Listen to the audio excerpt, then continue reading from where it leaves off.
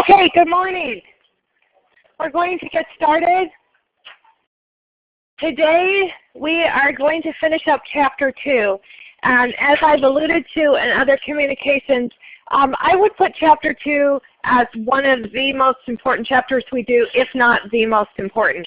It's kind of tied with Chapters 1 and 3. So starting with what's due this weekend, I did want to give you a heads up. We have Chapter 2 homework due.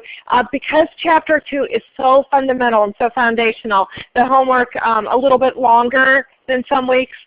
So I would leave plenty of time for it. So Chapter 2 homework, the attendance quiz will be available today before 5 p.m., 5 p.m. or before. And then video quiz 7, that is in Blackboard. The videos are in Blackboard, the quiz is in My Accounting Lab. And I did want to point out that we are covering Chapter 4 on Tuesday next week. The reason for that, so we've done Chapter 1 and now we're finishing 2. We're doing Chapter 4 because Chapter 4 is a very small chapter, very short. We can cover it one class day. And then Chapter 3 is large, so I wanted to take 3 class days for Chapter 3. But if I do Chapter 3 first, we would have Tuesday, Thursday next week, and the following Tuesday on Chapter 3, and then the Chapter 3 homework would have to be due midweek or on the weekend, and then we'd have 2 chapters due, so that just doesn't feel right. So we're doing Chapter 4 on Tuesday. It can be moved around, so it's fine. So we'll do Chapter 4 on Tuesday, and then we're going to start Chapter 3 on Thursday next week. And if you're in sections 5 or 6, the online sections on Blackboard, within the next week or so, you'll have information about scheduling your exam with ProctorU. If you're in section 5 or 6, you just have to schedule your exam ahead of time. You have a wide time frame when you can take it, but you schedule ahead of time. Okay, so that's what's due this week. What we're going to do is we're going to start with a question, and then we have a lot to do today. We're going to do several homework problems. If you're in the physical classroom here, there is a handout at the door. It's sitting on a chair. It's yellow. We'll need that in a little bit, not quite this moment. If you're online, Brian's going to put the URL online again in the chat window. And we're not using it right now, but that's for later. Okay, so first of all, we have this question. And if a company declares and pays a dividend to its stockholders, both cash and expenses will decrease. True or false?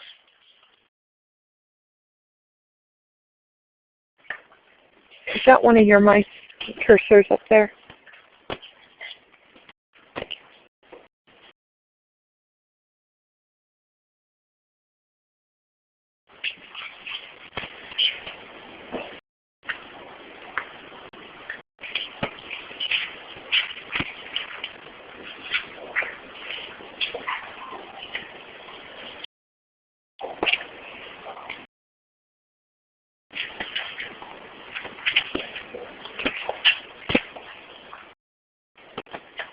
What do you think? Okay, what do you think? True. Okay, what do you think?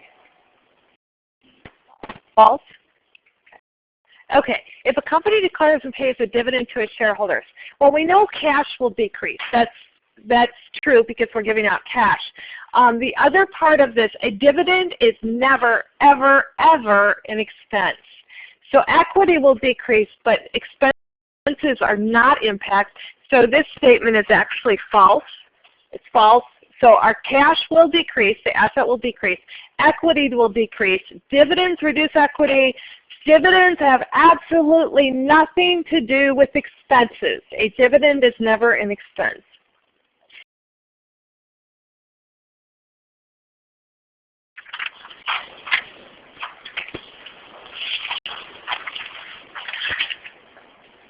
Okay, so I'm going to start with just a couple things I want to point out. Remember that when you take the exam, you'll be able to have an 8.5 by 11 piece of paper, and you can write or type anything on it, whatever you want to do on the front and the back, one sheet of paper. Now there's some things that I would consider to be fairly important. One of them being the handout that you have. The handout not only is the URL in the chat room, but the handout is also listed on Blackboard as debit credit handouts. So we're going to get to that in a minute, and that's absolutely, it's a good like training wheels for debits and credits. But debits and credits, when we talk about debits and credits, we're talking about this system of double entry accounting, meaning that every transaction has two sides. In a loose form, I have no idea when the exam is. It's on the syllabus. I mean, I just don't know the dates off the top of my head. It's in a couple weeks. Okay, so double entry accounting, debits and credits. Every transaction has has two sides to it. Loosely speaking, you can say you get something and you give something. That's kind of true in many cases. But debits and credits, your debits always have to equal your credits. With double entry accounting, we have this accounting equation where assets equal liabilities plus equity. Basically, all our assets are funded by either equity or liabilities. And that accounting equation stays in balance no matter what. So our debits always have to equal our credits. There's two sides to every transaction. We're going to do lots of transactions today. There's going to be a lot of things that I tell you would be good on that sheet for the exam. And T account, we talked a little bit about this on Tuesday. A T account actually looks like a T. It is not a formal document by any means. It's just a way to keep a running total to figure out the balance in an account. How much cash do we have? How much is in accounts receivable? Now, every T account, regardless of what kind of account it is, on the left side will be debits, on the right side will be credits. So no matter what, if we have a T account, absolutely going to follow these rules. The debits are on the left, credits are on the right. Debits are always on the left side, credits are always on the right, and that holds true in a T account as well.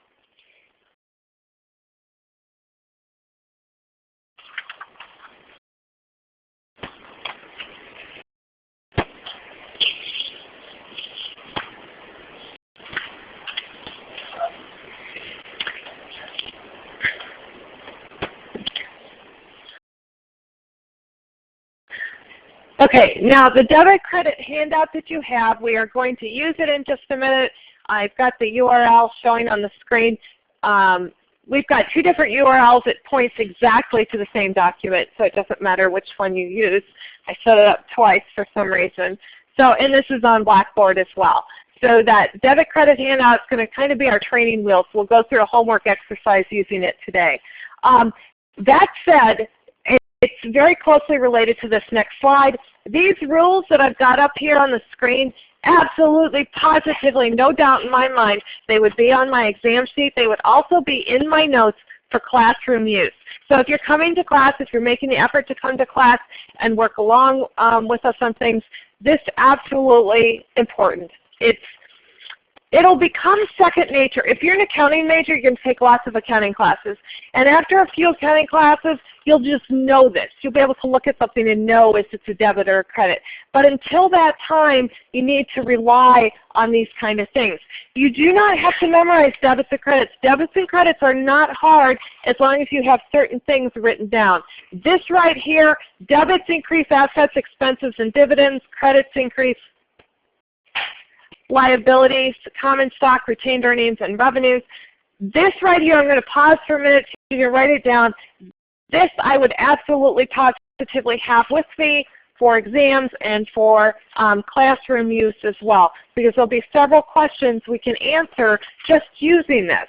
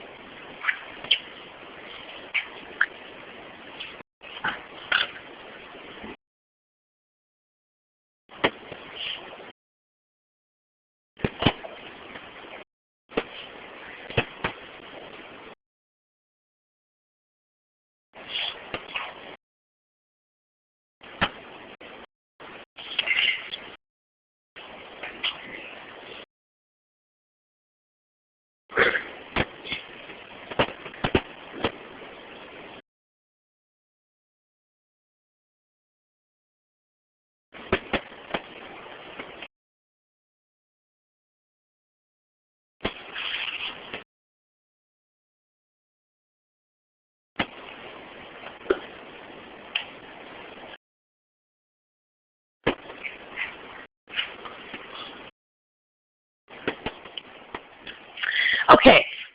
Basically, if you know debits increase assets, expenses, and dividends, if you know that, then credits will increase the other accounts. You also know if debits increase those three accounts, then debits will decrease the other kinds of accounts. So it's all kind of related, but this is absolutely critical to being able to answer questions.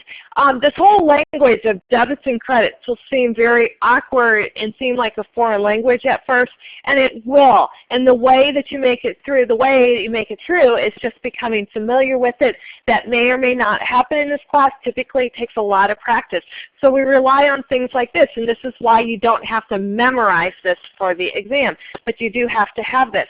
So an example of the kind of question that can be answered by that sheet is, which of the following statements about the rules of debits and credits is correct? Well, if you've got that sheet in front of you, that should be pretty straightforward to answer. And those are the kinds of questions that you're going to love to see. On the exam, because they're easy to answer. So which of the following statements about the rules of debits and credits is correct? It's going to be the first one. An asset is increased by a debit. Okay, and you would know that. This isn't something that you need to run through your brain on. You can look at the sheet and find it. So these are the things that I say, don't waste time agonizing over these. These are freebies. These are gimmies as long as you have that sheet in front of you. Okay, so now we're going to start using debits and credits. Debits and credits are a way for us to keep the accounting equation in balance, to be able to issue a balance sheet, to be able to issue an income statement and know how we've done. Now, how we get from a transaction to an income statement, or from a transaction to a balance sheet, is by recording transactions in a journal. And a journal entry allows us to record what went on. What I've done on the screen here is an example of a journal entry. This journal entry sample is issuing common stock. If we issue common stock, usually it's issuing common stock for cash, but it doesn't matter what this journal entry is for. I want to just talk through the parts of a journal entry. Okay, first part of a journal entry is the date. We always put a date on our journal entry to say what date we did this. The next thing is, the first line or lines will be whatever accounts are being debited. The accounts that are being debited are listed first. So, and we can list any of our debits in whatever order if we had more than one. In this case, we have cash, so we're going to debit cash. And then we put the amount in the debit column. Typically, we don't use dollar signs on journal entries because everyone is set up to know that journal entries are dollar figures. So what's happening here is cash is being debited, which increases. I'll talk about that in a minute. Cash is being debited, so it increases cash, so we're getting cash. And then the second line, or down below all our debits, will be our credits. Now the credit lines, the accounts that we're crediting always come after all the debits, and they're indented. And this one definitely is indented. This one's indented 4 or 5 spaces. Definitely you have to indent any account that you're crediting. Another thing to know about a journal entry is the debits have to equal the credits. And then the issued common stock, that's a memo line. And that's part of the journal entry that just says what's going on in this transaction. Remember, in real life we're recording thousands of these transactions potentially every month, and we have to be able to substantiate what went on, what a journal entry is for. Sometimes it's not evident, especially after a couple weeks or months have passed. So that's the memo line. On the homework, you may or may not have to do the memo line. If you have to do the memo line, it'll be a drop-down box. So just watch what it asks for. So this particular journal entry, we issued common stock for cash. So we're going to see this again coming up, but I just wanted to introduce the basic ideas of a journal entry here. So what we're going to do to introduce journal entries is we're going to do exercise 2-6. And what we're going to do for this first set of journal entries is we're going to use that handout. The handout is where we will, I'll be walking through the handout, and I'm going to So we're going to do this. I'm going to talk through the journal entry, and then I'll display it. So, okay. So what we have here, we have a series of transactions in March. So we have March 15th, 22nd, 28th, 29th, and 31st. So those are just transactions being listed for us. And we're told to complete the journal entries for these transactions. So we're going to do the first journal entry. Now, the first journal entry, we borrowed $31,000 from the bank, signing a note payable. So I am going to use the handout. So I'm going to walk through this step by step for each one of these entries, so we'll see how we can use the handout to reason our way through any entry. So the first one, March 15th, we borrowed $31,000 from the bank, signing a note payable. So step 1 says pick one account that's affected by this transaction. So the account that I'm going to pick here is I'm going to pick cash. Okay? Because when you look at this, I always like to ask myself, this is an aside, this isn't on the handout, but I always like to ask myself, is cash involved? Because cash is the easiest thing for me to deal with. So cash. Okay, so is cash involved? Well, yeah. If I borrow money from the bank, I'm getting cash. So the very first account I'm using on step 1 on my handout is pick one account that's affected by this transaction. So I'm picking cash. Step 2, is this account you picked in step 1 increasing or decreasing? If I'm borrowing cash, I'm increasing it. So I'm increasing cash. Step 3 says, what type of account is this? So I go down through the list, and first of all, assets, something that has future economic benefit, and I see cash is actually listed there. So what I've done on the handout is I've listed typical account names within each of those categories. A lot of them are here, not necessarily every one of them, but they're here. So you can kind of look through the list. Cash is an asset. So then in step 4, combine your answer from step 2 and 3 to find out whether you debit or credit. So I have an asset that I'm increasing, so I'm going to debit cash for $31,000. Okay? So I'm debiting cash for $31,000. Now, I'm going the other side. So now at the end of step 4, it says repeat steps 1 through 4 for the other account in this transaction. Remember, we said every transaction has 2 sides. It has at least 2 accounts involved, sometimes 3 or more. But for all of these, we just have 2 accounts. So the other side of this transaction, I borrowed cash. And what's the other side of this? I have a note payable. Sometimes right in the entry it tells me the account name. And note payable is my other account. Is this account, I'm back to step 2, is note payable increasing or decreasing? Well, I'm taking out a loan. That's a loan I didn't have before. So it's increasing. And then step 3, what type of account is this? It's a liability. Even though I don't have it listed here, I see accounts payable, notes payable, bonds payable. I have a whole bunch of payable. So note payable is a type of liability. And then liabilities, to increase a liability, I'm going to credit it. So what we have then, my journal entry is going to look like what you're going to see here in a minute when it loads. And then after we write this down, I'm going to go off and talk about banks and the debits and credits on your statements. Okay. So the entry that I'm going to see here for March 15th is going to debit cash for $31,000, credit notes payable for $31,000, and I borrowed money from the bank as my memo line.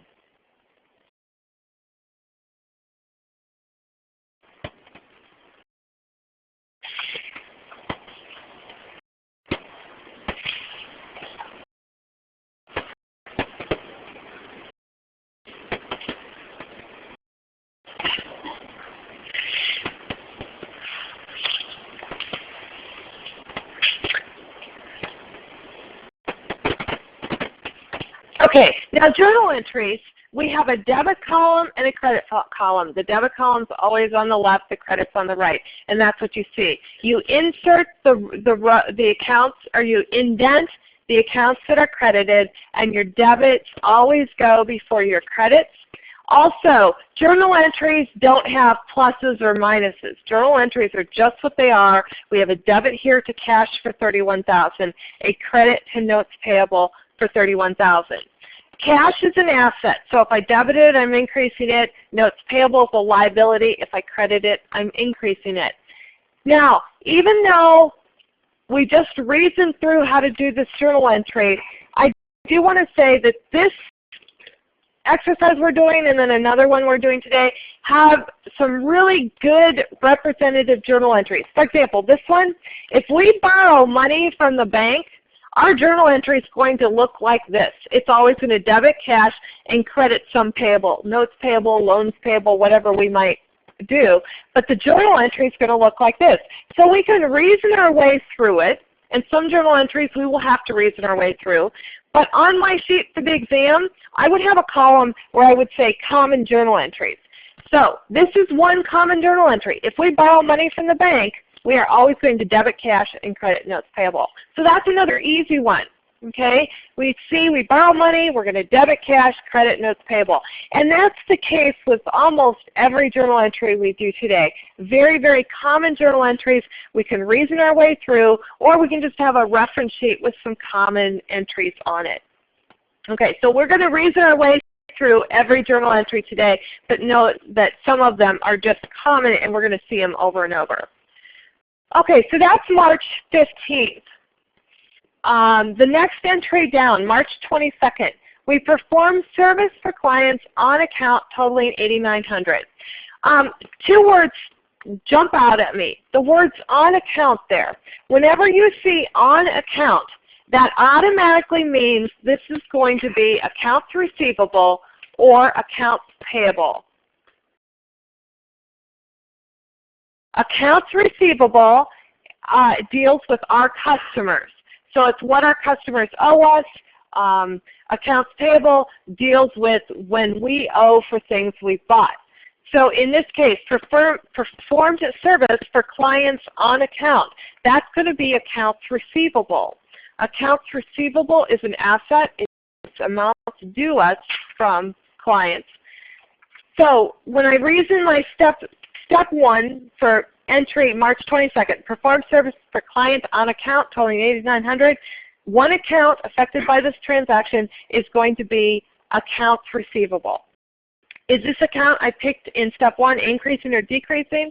Well, it's going to be increasing because now we have $8,900 of an asset. And then what type of account? It's an asset. It's listed in step 3 as being an asset.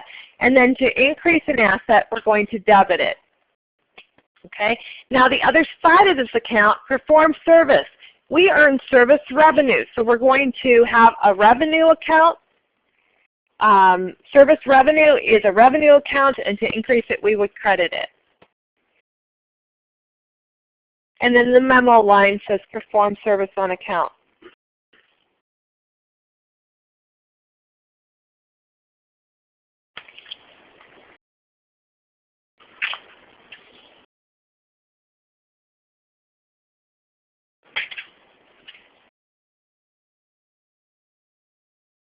The term on account means that when we perform service on account means that they didn't pay us yet. They're going to pay us later. So we've earned service revenue, and then we have this asset of $8,900 representing cash we're going to get in the future.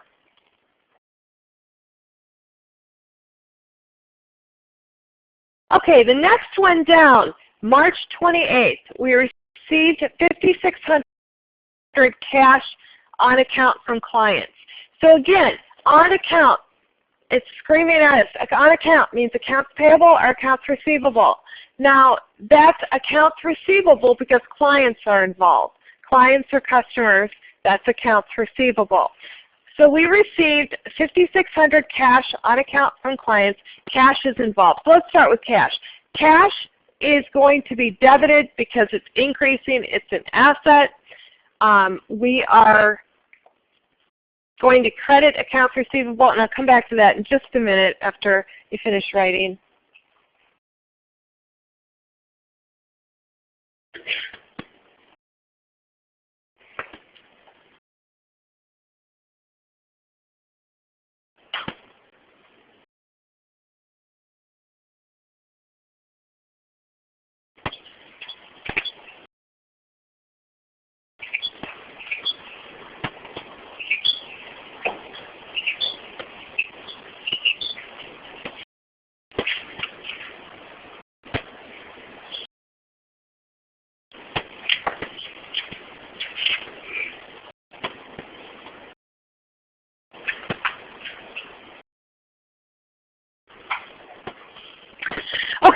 we're done writing, I want to speak to this a couple of times. Okay, so let's reason through what's happening here. First of all, cash.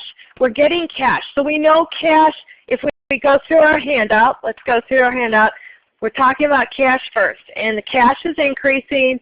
It's an asset, and to increase an asset, we would debit it. So that's how I got the first line. I debited cash for $5,600. Now, before I do anything with the second line, I absolutely know I need a credit because my debits have to equal my credits. So I know that second line is $5,600. Now, what is it? If it's on account from clients, it has to be accounts receivable. Now compare this one to the one that we just did. You have the other one written down. In this case, we're crediting accounts receivable. We're crediting accounts receivable because we're decreasing accounts receivable. If we receive $5,600 from our clients, they don't owe us that anymore. So we need to reduce that asset. That asset is no longer its initial balance. In March 22nd, we performed service, we increased accounts receivable, people owed us $8,900. Now on March 28th, we received $5,600 cash, so that's reducing what others owe us. So it's recording cash on account, okay? Now, this entry here, excellent model entry. For whenever you receive cash on account, you're going to see an entry like this. You're going to debit cash because you're getting cash in. You're going to credit accounts receivable. And again, this is getting money from our customers or clients. Okay? So when you see on account, you know that one of the sides has to be accounts payable or accounts receivable, and it depends who's, if it's our customer or client, or if we're buying services or goods. Okay, now I'm going to jump off this for a minute, and I want to talk about banks. Because so far, we received cash and we debited cash to increase it. And that's absolutely right. If we debit cash, it increases it. But a lot of times, we get our bank statements, and that's pretty much our exposure to debits and credits. And if I receive my checking account statement from the bank, it'll tell me that they have debited my account for $20 service charge, for example. And what they're doing is they're deducting $20 from my account. And I look at that, and that doesn't reconcile for what we just did here. And this is one of the biggest things that trips students up, is this idea that on your bank statement, the bank will say, we debited your account, and they're reducing your account. You say, well, how can that be? That's because to the bank, your account is not an asset. To you, your checking account is an asset. To a business that has a checking account, that checking account is an asset, yes. So if you reduce your balance, you credit it. Okay, so if you want to reduce cash, you credit it. If you want to increase cash, you debit it. Now, to the bank. So now we have to put ourselves in the shoes of the bank. So if you're the bank, someone comes in and gives you $100 and says, I want to open a checking account. So the bank's like, okay, we can open a checking account. So the bank puts $100 on their books. They get cash.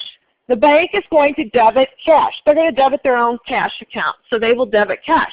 Now the other side of this transaction has to be a credit, because every transaction has a debit and a credit. The other side has to be a credit, so they have to put it in this account called checking accounts, right? What kind of account is a checking account for a bank? Your checking account. A liability. It is a liability because they owe you $100. If you open up an account, a checking account with $100, the bank owes you $100 now. So it's a liability. So when if they charge you a $20 service fee, they're reducing their liability. They're actually increasing their revenue. So if you look at how you reduce the liability, you reduce the liability by debiting it. So that's why the bank on your bank statement says we've debited your account and made it smaller, because to them the checking account is a liability. Okay? So you have to ignore banks, or if you want to think about what happens on your bank statement, know that it's absolutely backwards. Your bank statement, the debits and credits on the bank statement, are reflecting a liability. They don't do this from your standpoint, they do it from their standpoint. So a checking account is a liability to the bank, and that's why when they say they debit your account, they're reducing it. Okay, so back to this problem. So now we're on the 29th. We received a utility bill of $900, an account payable that will be paid during April. We received a utility bill, an account payable. So right off the bat, what account, working my way through the rules, pick one account affected by this transaction. It tells me accounts payable. That's an easy one to start with. Account payable. Well, what's happening here? My account payable is increasing. This is a bill I got I didn't have before. I'm going to pay this later. So accounts payable going, that's increasing, step 2. Step 3, it's a liability. So to increase a liability, I would credit it. March 29th, I'm going to credit accounts payable for the $900. Now the question is, I need a debit for $900. The debit for $900, we say, what is this? What did we get? We got utilities expense. So this entry for March 29th is to debit utility expense for the $900 and credit accounts payable for the $900. We're increasing our expenses and we're increasing our liability here.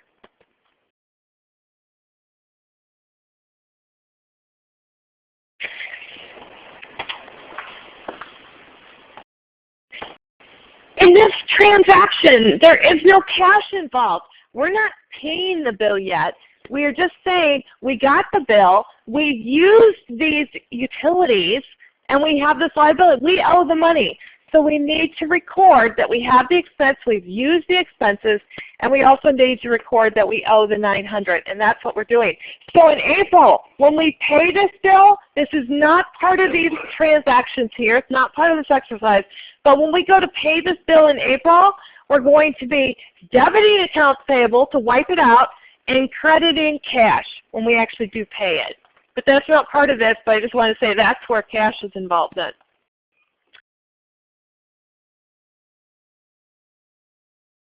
For March 31 says we paid monthly salary of $2,600. We paid monthly salary. Paid implies that cash is being handled here. We paid cash of $2,600. So cash, when I go through my list, step 1, pick one account. I'm saying cash. Step 2, is it increasing or decreasing? If I paid salary expense, my cash is decreasing. Cash is an asset in step 3, so step 4, to decrease my cash, I'm going to credit cash.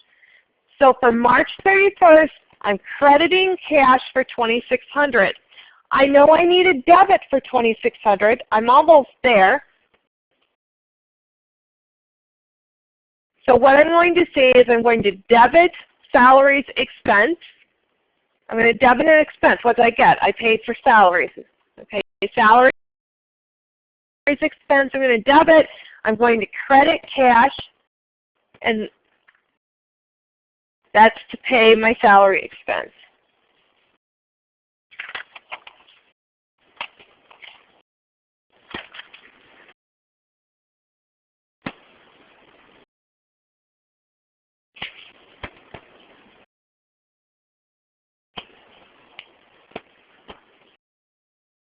This exercise, those journal entries we just went through, those are pretty standard journal entries. Those are good entries to know. The memo line says what it is. So if we pay salary expense, that journal entry is going to look like that. We're going to debit salary expense and credit cash. So we can use the handout to reason our way through journal entries, but there are some journal entries that we can just write down and refer to when we have that transaction. Yes? No. Does he have this? How do we know when we're going to debit or credit?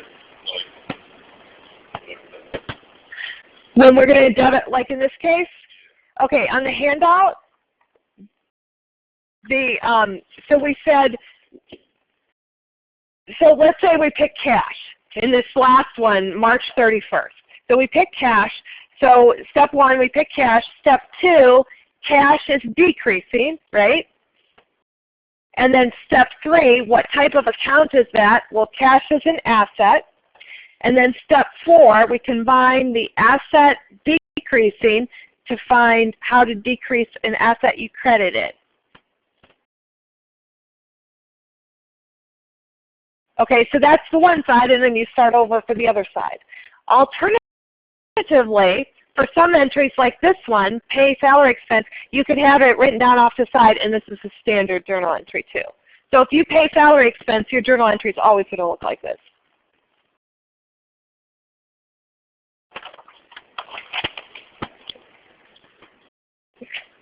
Now I have some other things I just want to emphasize or walk through a little bit.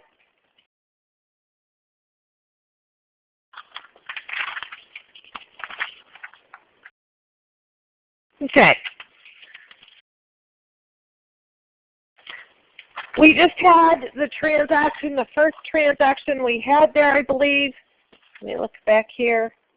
We borrowed $31,000 from the bank on March 15th. So when a company borrows that money from the bank, liabilities are increased, right? Because we didn't have that loan before. Now we have a loan. So when a company borrows cash from the bank, we increase liabilities.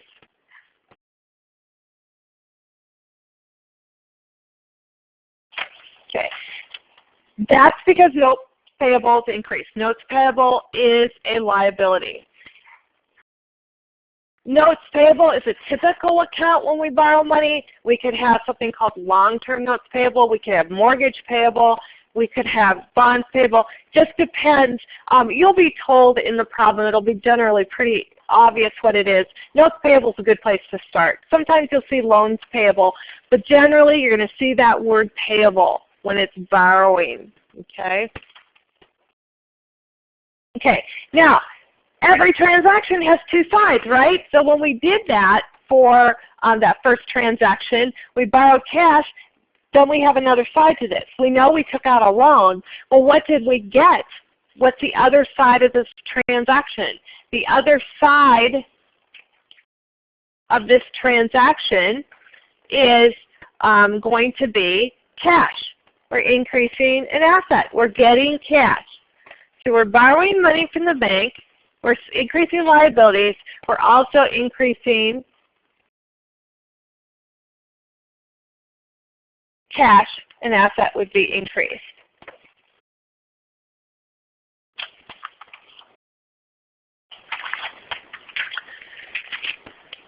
So that was just a little more detail on that first transaction. Now, we can borrow money from the bank. We can also pay back money that we owe a creditor. So the next thing kind of to emphasize, when we pay an amount, we owe a creditor. What's the two sides? So let's assume that this is accounts payable, but it could just as easily be notes payable. Now we're paying off something that we previously borrowed. What's the two sides? The first side is going to be, the first thing I always like to do on every problem, if I'm reasoning through in my head, I always think about cash, because cash is easy to conceptualize. So what happens to cash? If we pay an amount we owe a creditor, cash is involved, and cash is decreasing, and cash is an asset. So cash decreases, it's an asset. So if we pay an amount we owe a creditor, we are going to be decreasing assets because we have cash going out the door.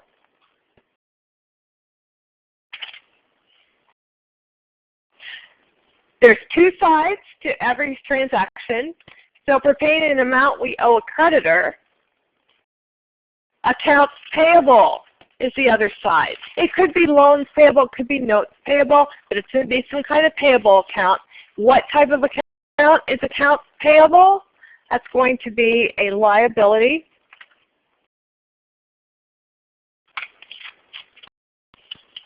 Okay. So if we pay an amount we owe a creditor, we are going to be decreasing assets and decreasing liabilities. We're paying off something we owe. The effect on the accounting equation, decrease assets, decrease liabilities, they're on opposite sides, so our accounting equation stays in balance.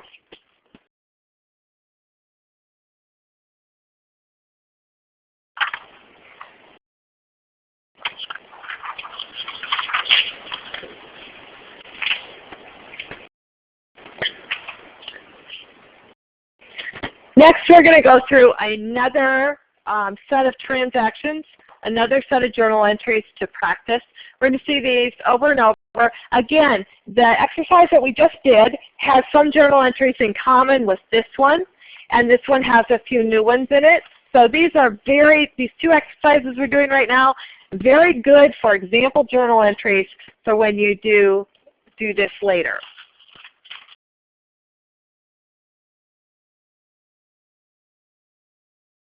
I guess I'm thinking I'm skipping to the exercise, but before we get there, I guess I had one other thing I wanted to emphasize. Receiving a payment from a customer on account, receiving a payment from customer on account, the two sides involved there. We receive a payment, is cash involved? Yes, cash is involved. We're going to debit cash. You'll notice, that's not Dr. Cash, that's debit. The abbreviation for debit is DR. I believe it goes back to the original Latin. So whenever you see DR, it's debit, debit cash. And then the other side of this transaction is to credit accounts receivable. Whenever you see it on account, it's got to be accounts payable or accounts receivable. Accounts receivable deals with a customer or client. So we have credit accounts receivable. And then what we're going to see here, cash is an asset, accounts receivable is an asset, so there is no effect on total assets overall from this particular transaction.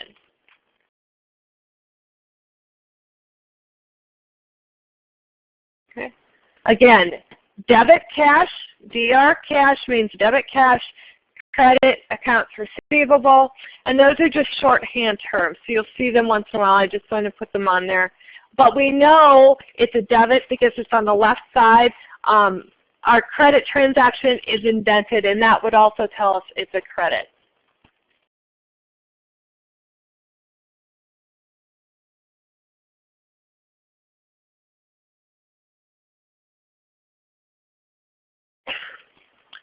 Now we're on exercise 218. So this is the other one I was saying that has some journal entries in it that we've already done and other ones that are new to us. So we're going to be going through listing each of these journal entries. The first journal entry, we received $19,800 in issued stock. First thing I asked myself with most transactions is cash involved. Yes, we received $19,800. We're issuing common stock. What a company's doing in this case is it's saying, I'll give you shares of stock in our company. In return, you give me money. This is a very, very common journal entry. This is one that I would star and know. So I would say I received cash. So going through my handout, pick one account that's affected by this transaction on April 1st. I would pick cash. Step 2, is this account you picked in step 1 increasing or decreasing? Cash is increasing. What type of account is that? That's an asset. Cash is an asset. So I know in step 4 to increase an asset, I debit it. So my debit here is going to be cash for $19,800. Now I know the next account I do has to be a credit. I know it has to be a credit because my debits have to equal my credit. So the credit involved here, the other thing involved in this is common stock. It's given in the description. Common stock, if we just want to run through the worksheet, let's pick common stock. Step 2 is the account. Is common stock increasing or decreasing? I'm issuing stock. That means I'm increasing common stock. Common stock is an equity account. And my equity account, to increase an equity account, I credit it.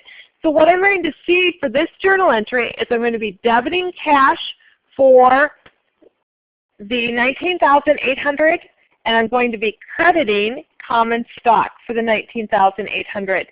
That journal entry for April 1st, very, very common journal entry. And whenever you see issued stock, issued common stock, this is the form of the journal entry. You're always going to debit cash, credit common stock. And we have that memo line that tells us again what this is. It reminds us what this transaction's for.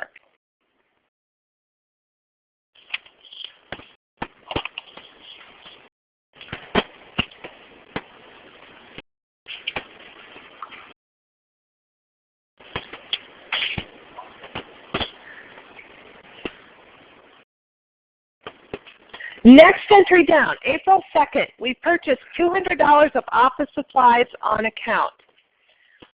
Office supplies is an asset. It can be called office supplies. It can also be called supplies. This is we go down to Office Max and we buy a bunch of paper. We buy boxes and boxes of paper. We're not going to use that all today. We're going to use it over the next couple months. So it's considered to be an asset. So there's an asset for April 2nd involved called office supplies. Office supplies is an asset. We're increasing it because we're buying these office supplies, so we're increasing the asset. So we're going to debit office supplies for $200. And then the other side of that, where it says on account, we have to say, are we buying something? If we're buying something, it's accounts payable. We owe the money. So for April 2nd, we are going to be debiting office supplies and crediting accounts payable for the $200. What's happening here is we're increasing our assets for the $200. Office supplies represents those supplies that we have available to use over the next few months. And then accounts payable is a liability we owe for the office supplies. We owe for them and we're going to pay them later. So this is to recognize we have a liability and we're increasing liabilities here.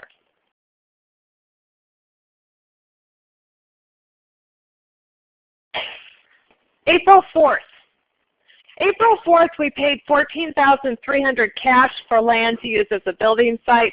First thing I'd say to myself on this is cash involved. Well, yeah, I paid cash.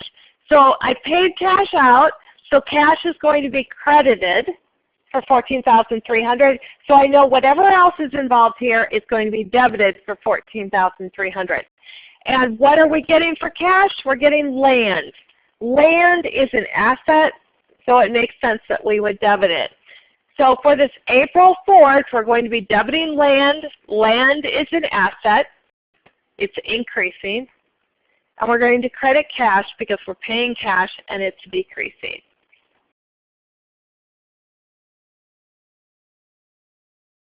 Our next transaction down, April 6th, we performed service for customers and received cash of $2,600. First question, is cash involved? Yeah, cash is involved. We received cash. So we're going to be debiting cash for $2,600. And then the other side of this is going to be service revenue. We're earning money. This April 6th, very, very good example journal entry. If we perform service for customers and receive cash, this is what the journal entry is going to look like. We're going to debit cash and credit service revenue. We perform services for cash. Again, these journal entries that have in this problem and the last exercise we did, very good example exercises. So when a question says, what happens when you perform services for cash, you'll know you're increasing cash and increasing service revenue.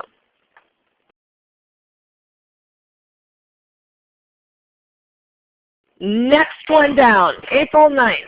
We paid $100 on accounts payable. So we paid, that implies cash. So we're going to be crediting cash. If we pay cash out, it's decreasing. We need to credit cash. So I'm going to credit cash for April 9th. And then the other side of this, it's accounts payable. It's telling me, I know I have to debit it because I know that I had to credit cash.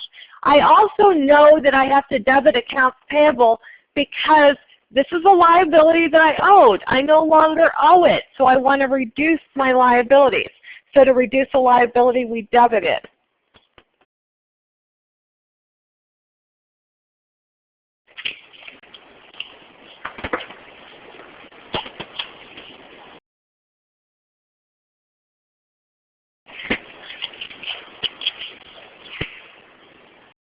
Our next transaction is on April 17th.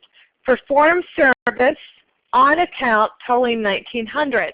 So on account, we can zero right in on there. On account means it has to be accounts receivable or accounts payable. Accounts receivable deals with our own customer or client. Accounts payable deals with something we owe. If we perform service, that means that this is our customer. So this has to be accounts receivable. So I'm going to be debiting accounts receivable. I'm increasing it. And I'm going to credit service revenue. This entry is one of those that really makes a lot of sense to write down in the margin and say whenever you see perform service on account, this is what's going to happen. You're going to increase accounts receivable and increase service revenue.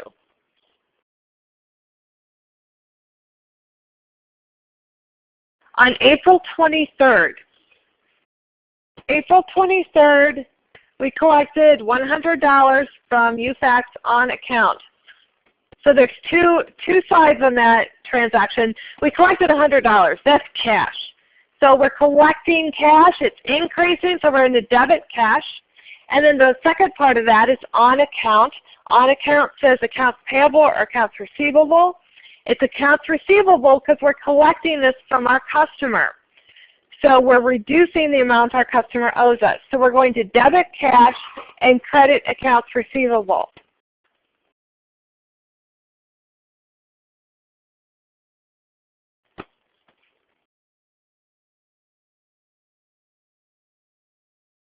So whenever you see an entry where we're debiting cash, crediting accounts receivable, that means we received cash from a customer. Okay? They're paying us on account. Well, debiting cash, crediting accounts receivable means that a customer is paying money, cash on their account to reduce the amount they owe us.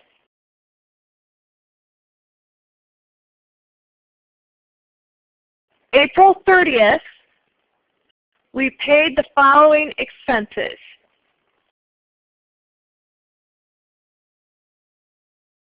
We have salary of $1,900 and rent of $1,300.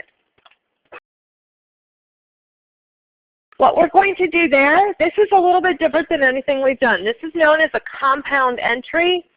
Not really focused on the vocabulary as much, but a compound entry means that we said we have at least one debit and one credit. In this case, we have two debits and one credit, but our debits have to equal our credits.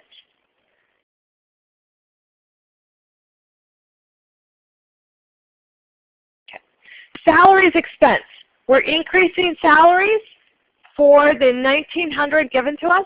We're increasing rent expense for the $1,300.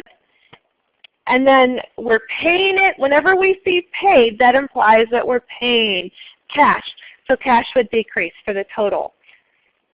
Again, I'm not so worried about the term compound, but it's good to know what it is. It just means that we have more than one debit or more than one credit. But notice all the debits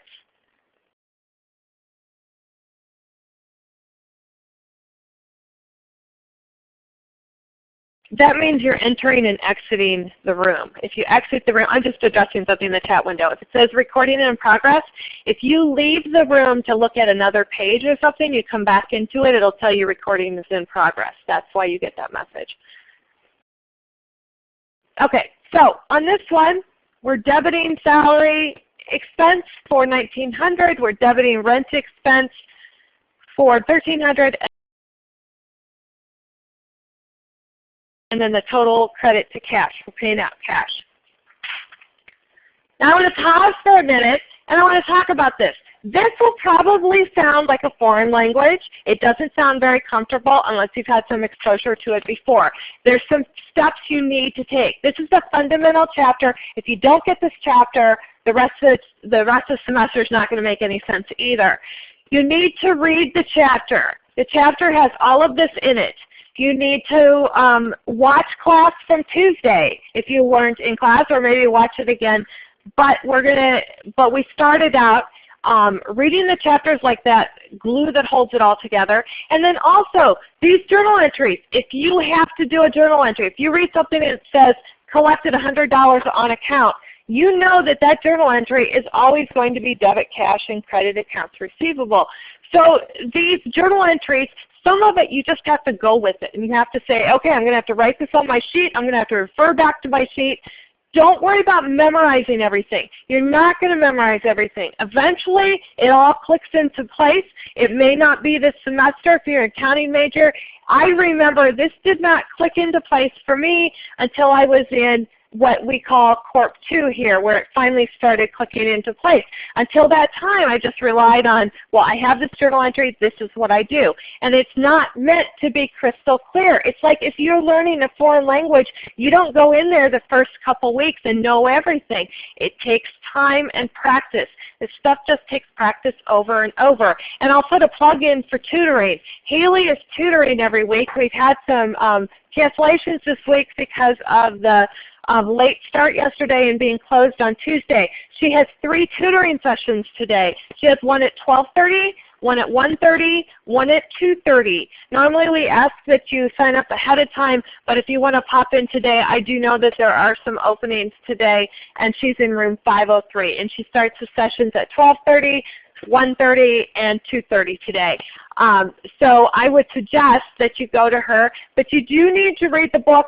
This is absolutely not the kind of class that you can sit in class and then a couple weeks from now start saying, study for this exam. It's not going to make sense. It's going to take practice. There are no easy buttons. Okay, so then let's go on. We're not done. People are putting things away. We've got a lot more. Okay, copying information from the journal to ledger. So you write your journal entries. So we've gone through that. We can do journal entries. We have a bunch of journal entries. What happens next is we post the information from the journal to the ledger, which is basically saying this is how we get from the journal entry to the account balance. So I'm going to take my debit to cash, put it on the debit side of the P account. Every account has its own P account, so you can have its own balance. So cash would be increased. Common stock would be increased. Remember, in T accounts, the debits go on the left, credits go on the right. And we'll see more of this going forward. Okay. We have a couple more homework problems to do today.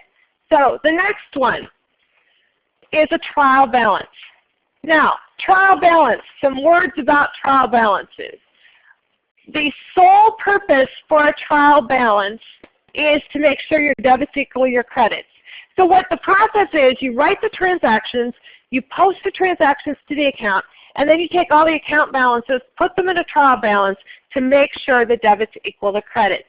The number one purpose, the only purpose for a trial balance, making sure the debits equal the credits. Now in this exercise, this is just giving us a list of account balances in no particular order. It says to prepare the trial balance. Now I'm going to show the trial balance. I'm going to wait a minute or two minutes for you to write it down, and then I'm going to talk about it. Also notice that it asks the question, how much was their net income or net loss? So I'm displaying the trial balance here. I'll let you write it down. The main things to write down would be the account names, and then the debit column or the credit in the credit column and the totals there. So I'm going to pause for a minute or two while you write that down.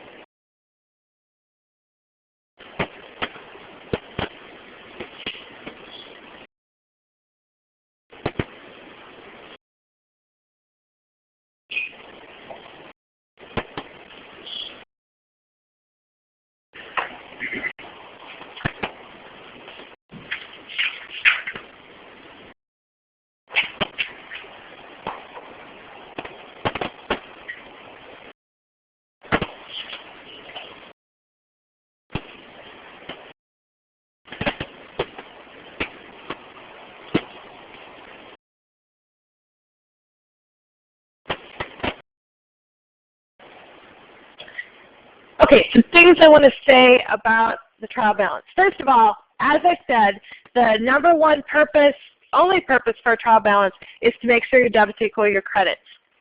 Which column an account goes in, whether it goes in the debit column or the credit column, depends on what increases that account.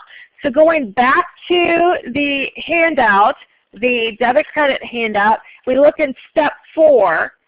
Whatever those accounts where it says assets, whatever increases that account is what column it goes in. So assets go in the debit column, liabilities go in the credit column, equity, like common stock, goes in the credit column, revenues go in credit column, expenses and dividends go in the debit column. That's the account's normal balance, so whatever increases it dictates which column it goes in. The trial balance is not in a random order. It's in order of liquidity. It's saying we start with assets, so it definitely is not random. It has to go in a specific order. Starting with cash. Cash is always the first item. So it'll be cash and then all the other assets in order of decreasing liquidity. So we have cash and then other assets. We have 2 assets here. Then we have liabilities. So in the order of the accounting equation, so we have cash, liabilities, accounts payable, the most liquid, the most current accounts payable liability, then other liabilities, and then equity, given to us as 5, and then revenue, and then expenses. So that's the order the accounts go in, very specific order, has to go in that order. It is certainly not random. Then the next question on this exercise says, what's the net income of the company? Net income is revenues minus expenses. Their net income is going to be $5 million. I get that from taking the revenues of 19 minus the expenses of 14.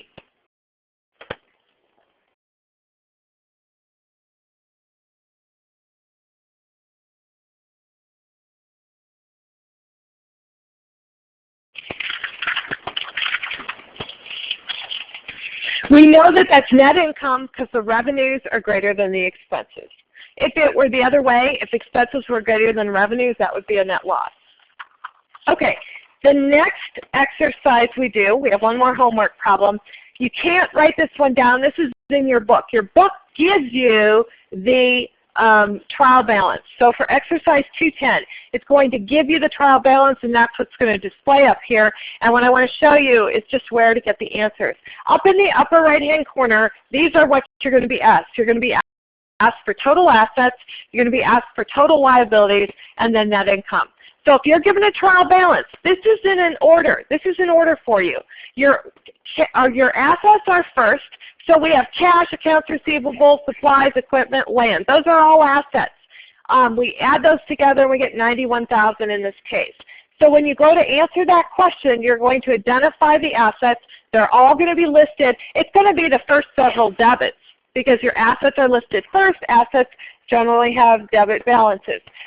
Then the next question is, what are total liabilities? Well, liabilities come right after assets on the trial balance. So my liabilities are accounts payable and notes payable. So we've got 2 in that case. The payables are liabilities. Those are the only liabilities we have. So we have $47,000 of liabilities there. So that's pretty straightforward. Common stock and retained earnings, we don't need them for liabilities. They're equity anyway. And then the third question says net income or net loss during the month. Well, net income or net loss is computed as revenues minus expenses. So we go down through there, we see revenues of $53,600, subtract expenses of $25,000, $9,000, and $1,600, and we get $18,000 as our net income. And I know that's net income because my revenue is larger than my total expense.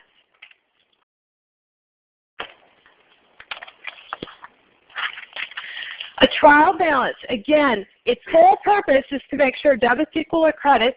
It is not considered one of the major financial statements. The major financial statements are the balance sheet, the income statement, statement of retained earnings or stockholders' equity, and cash flow statement. Trial balance is not a major financial statement, okay?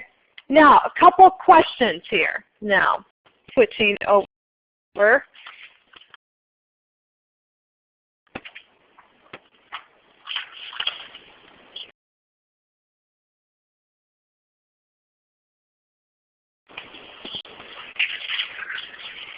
Okay. This is about how often companies will prepare financial statements. This is kind of interesting. Brian?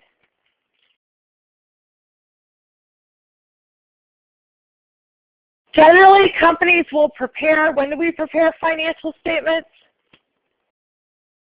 We're going to prepare financial statements at the end of the accounting period. So the accounting period could be monthly, could be quarterly, certainly every year, but the financial statements will be prepared at the end of each accounting period.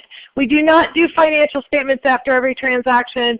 We don't do them at the close of every business day. Now, the next question, I'm going to give you a couple minutes to work on it. I'm going to walk around and see how you're doing. The next one looks long, but it's not. It has some numbers in it, and basically you're given a lot of information, and it asks you what the company's net income for the month is. Now, when you go to solve this, the very first thing I do is I read what's being required. What was the company's net income for the month?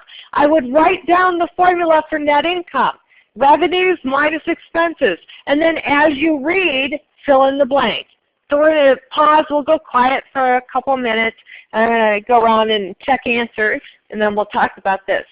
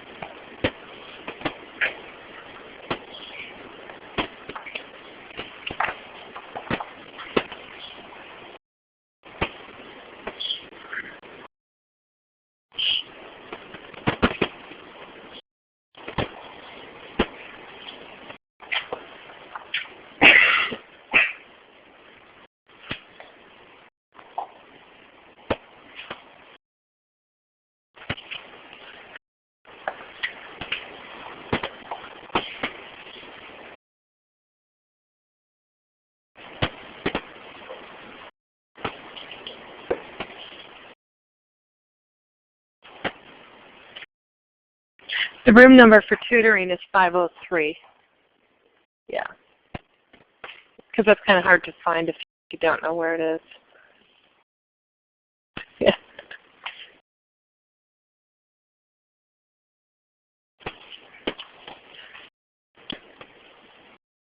It actually looks like it's part of marketing. It's not accounting. It's on that side. Yeah. Yeah. Do you have this? I thought you did. I thought I saw. You've got one extra number listed there. It's not part of the formula.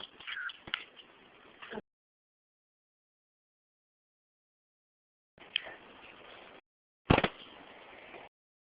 you have it? Yep. Yep.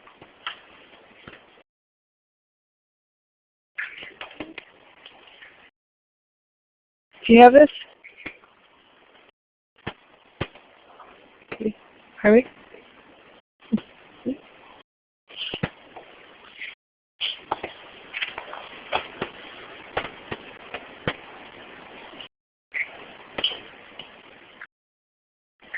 I'm looking at what you have. You've got one extra number in there. Let me give you, now think about, I want to emphasize on this, revenues minus expenses. Okay, so sales revenues. So as we go through this, credit sales of $30,000 and cash sales of $10,000. Great, okay? There's revenues. And then expenses, we have wages, we have utilities. Now, thinking about this, received payments from customers on account. What's the journal entry for receiving payments from customers on account? Well, I'll tell you. The journal entry for receiving payments on account, we did some of these earlier. We would debit cash and we would credit accounts receivable, right? Does that have any impact on revenues or expenses? No.